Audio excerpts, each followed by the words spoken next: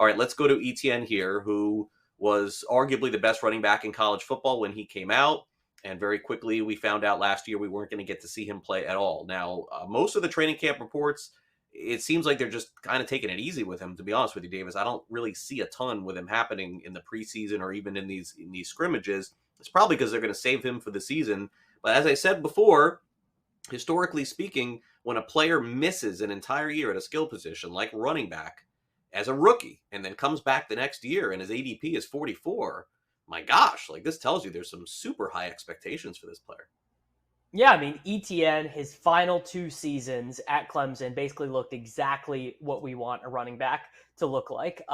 He had 90 receptions those final 2 seasons, 6 receiving touchdowns, over 10 yards per reception. Looked amazing in the screen game. Looked amazing running routes, and that's just the name of the game. We talked about this yesterday, talking about the Colts. Like, you just got to take Christian McCaffrey over Jonathan Taylor because McCaffrey is so much more active in the passing game. Those are just free points in fantasy football. And Etienne, would not be surprising to me to see Etienne be like the third leading receiver on the Jaguars to end up with like 60, 65 receptions if he stays healthy for the entire year. And that's really the only question I have about him. There's also been some talk that James Robinson, who returned very fast from this Achilles injury, the team actually likes him on third down more than Travis Etienne because he knows, the pass protection stuff. And we always go through this with young running backs, although it's not like James Robinson is this cagey veteran. I'm not particularly worried about that. Etienne to me is just a much better player.